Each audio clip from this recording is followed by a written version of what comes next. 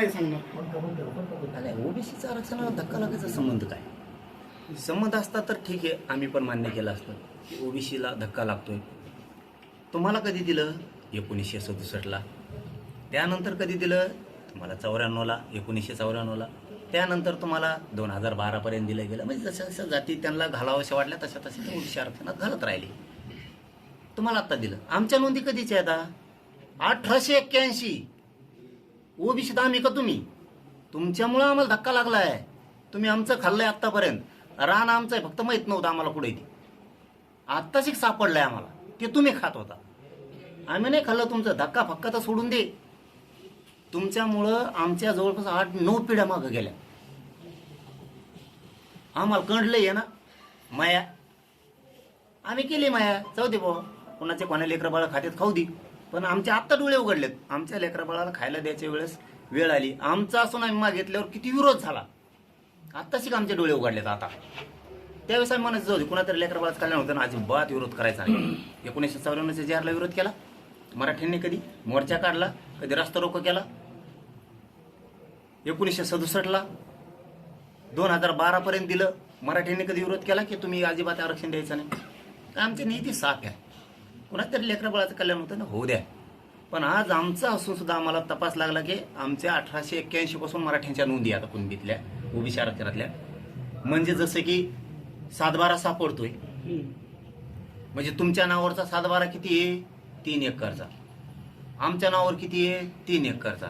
तू वावर एकटा खातोय किती? 6 एकर. पण तू ते 6 एकर खातो म्हणून तो नावाचा फक्त 3 एकरचा आहे. आमचा 7-12 सापडल्यावर आम्ही म्हणलं तो आहे शेजारचं आमचं आहे. आता याला बैल चारायची सवय लागली, त्याच्यात पीक घ्यायची सवय लागली, फुकट खायचं ना, सूड वाटाना. ते आमचं आरक्षण होतं. तसं त्या जमिनीचा प्रकार हे असा आहे. आमचं मागितलं म्हणून त्यांना राग आलाय. म्हणजे आमचं मागून तुमचं नाही घेतलं आम्ही. आणि आम्हाला विरोध कोण करतोय? ओबीसी नाही. ज्याच्या आरक्षणाला धक्का लागत नाही त्यो एनटीव्ही त्यांचा आमच्या आरक्षणात काय समज? तुमचा वेगळा प्रवर्ग केला. इकत भांडण. कोणाच्या आरक्षणाला आमच्यामुळे धक्का लागलेला नाही. उलट तुम्हीच आमचं आरक्षण आतापर्यंत खाल्लं. छगन भुजबळासारखे नेते, ओबीसीचे नेते याला विरोध करतात आणि कारण यामुळे ओबीसीच्या कोट्यावर परिणाम होईल आणि ते न्यायालयात जाणार आहेत असं ते बोलले जातात. ते कोणत्या कोठ्यावर बसतो तुला माहिती आहे का? म्हणा त्याला तुला कोणाचा कोटा खातो तो? कोणाकोणाचे कोठे खाल्ले आता भाऊ? 376 जातीपैकी तो कोणाला खोलून दिला आतापर्यंत?